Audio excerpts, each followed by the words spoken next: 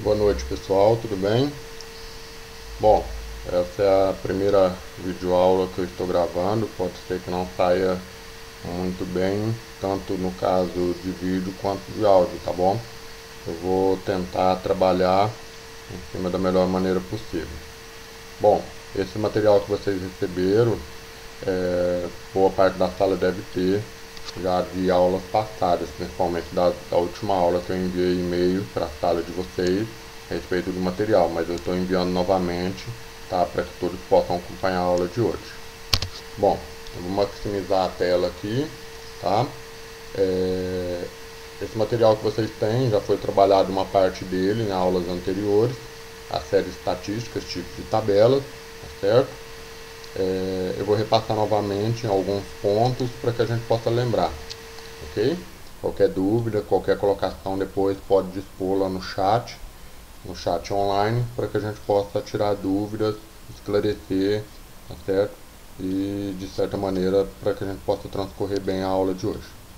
Bom, só para lembrá-los, a gente estudou um pouco sobre a introdução dos tipos de tabelas, principalmente a estrutura dela, passando alguns conceitos das suas estruturas. Logo em seguida, eu repassei para vocês algumas formas de tabelas, tipos, classificação. Foram 3 classificações básicas, no qual vocês tiveram que fazer uma atividade na biblioteca e que essa atividade vocês fizeram em grupo. Depois utilizaram algumas das tabelas copiadas no caderno para que se pudesse trabalhar na sala de informática, atividade prática, tá certo? Hoje, especificamente, nós vamos trabalhar com tipos de tabela novamente, mas em outra forma, em outra classificação. Tabela de simples entrada e tabela de dupla entrada, conforme está descrito aqui no item 3, ok? Bom, logo em seguida nós vamos trabalhar algumas partes de cálculo estatístico simples, distribuição de frequência, dados absolutos e dados relativos, inclusive porcentagem, que não se encontra aqui na forma do título, mas serão trabalhados durante a aula de hoje, ok? O item 6, índices de natureza estatística, nós vamos deixar para a próxima videoaula, tá certo? Então o foco nosso hoje seria o item 2, 3, 4 e 5, certo?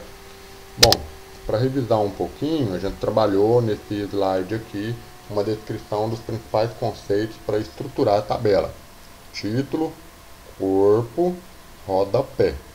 Na parte do corpo, a gente tem maior número de conceitos, como cabeçalho, primeira linha da tabela, coluna indicadora, primeira coluna, e a segunda coluna, que é a coluna numérica.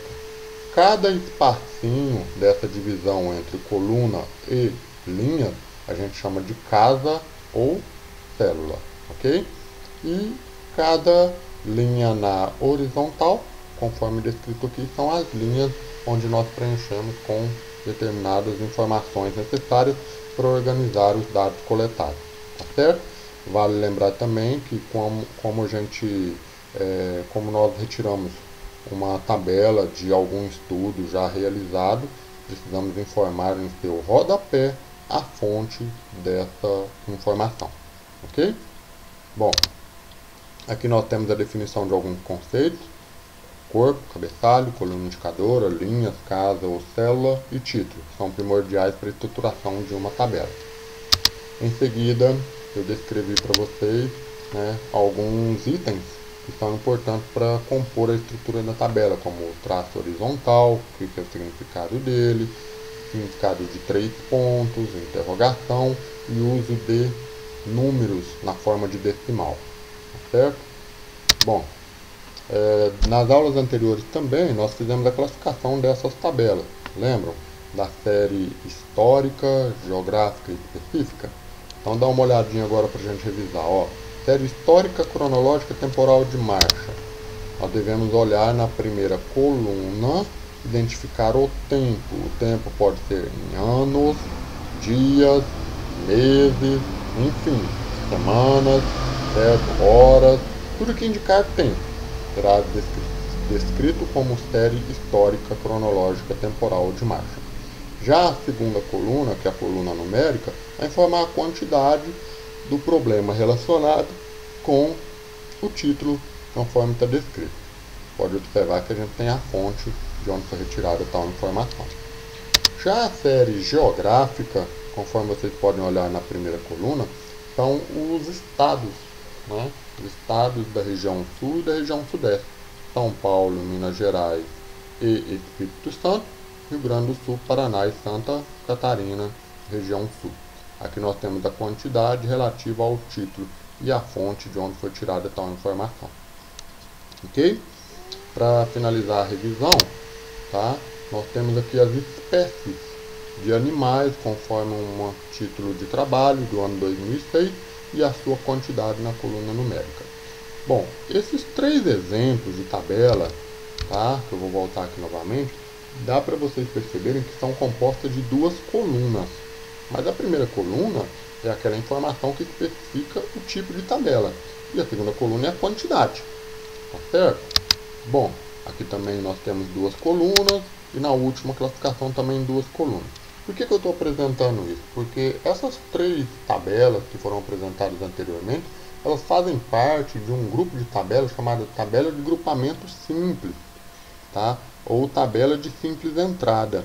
Essa tabela de simples entrada, ela dá uma informação importante e a quantidade. A informação do tipo de tabela e a quantidade. Se vocês olharem para essa tabela que eu tenho aqui nesse slide, ele já não pode ser chamado de tabela de simples entrada. Por quê? Essa tabela, que é classificada como dupla entrada, ela não é de simples devido a uma parte estrutural. Dá uma olhadinha aqui na primeira coluna. Regiões, região norte, nordeste, sudeste, sul e centro-oeste. Então logo vocês chamariam essa tabela de série geográfica. Mas no cabeçalho, na sua continuidade, onde eu estou passando o mouse, vocês têm aí o ano, período de 1991 a 1993. Então é uma associação entre 2 tipos de séries.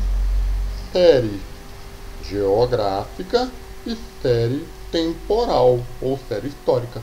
Então essa aqui é uma combinação de 2 formas de série, porque ela é chamada de dupla entrada. Numa classificação dessa série, ela seria série geográfica e série histórica, ou série geográfica histórica. Dá para se associar 2 séries diferentes numa tabela apenas, ok? Então daí a diferença entre tabela de simples entrada e tabela de dupla entrada. Onde você encontra uma forma de série e na outra você encontra 2 formas de série. 2 informações importantes para tentar estudar o problema que está sendo avaliado, os dados que foram coletados para esse problema. Ok?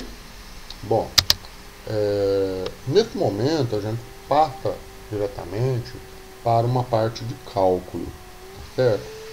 Nós vamos apresentar para vocês aqui uma nova tabela, uma tabela que indica, no caso, o número de matrículas nas escolas de uma determinada cidade no ano 2008, certo? Cujo nosso objetivo é entender o que são dados absolutos e relativos dentro dessa tabela. Percebe que no seu cabeçalho a gente tem as categorias de ensino e o número de alunos que estão matriculados em cada categoria. Na última linha, nós temos o total de alunos matriculados, 21.201. Para cada segmento de ensino, uma quantidade. Bom, o que eu tenho aqui do que já foi estudado? O título, o corpo da tabela e, no caso, uma fonte, certo? Mas aqui a fonte não está descrita como fonte, são dados fictícios, ou seja, dados inventados, dados criados para estipular a situação. Mas enfim, o que eu tenho a mais? Coluna numérica e coluna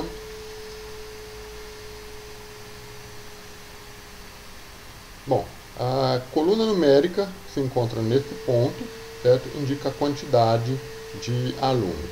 O que esses valores que estão colocados aqui representam nos novos conceitos? Essas quantidades, elas representam os dados absolutos, a quantidade de pessoas, a quantidade que você tem de matrículas no ensino fundamental, a quantidade de matrículas que você tem no ensino médio e a quantidade de matrículas que você tem no ensino superior. Mas uma tabela dessa natureza, ela pode ser expandida, ela pode ser reestruturada? Pode. Acrescentando o quê? Novas colunas. Mas que novas colunas seriam essas? Essas novas colunas, elas dariam um sentido para que a gente pudesse entender, por exemplo, frequência relativa e porcentagem. Como que a gente vai tentar entender isso? Eu vou repassar para vocês no próximo tópico uma videoaula que eu retirei do YouTube, que pode ser mais fácil para vocês conseguirem entender a estrutura de uma tabela, frequência absoluta, frequência relativa e porcentagem, tá? E esses dados estatísticos podem ser usados para construir tanto tabela de simples entrada quanto tabela de dupla entrada. Por isso que nós teremos que usar um pouquinho de cálculo estatístico por meio de regra de 3, ok? Eu vou repassar para vocês então qual é o endereço eletrônico. Abram o próximo tópico para que vocês possam assistir a videoaula recomendada, tá certo?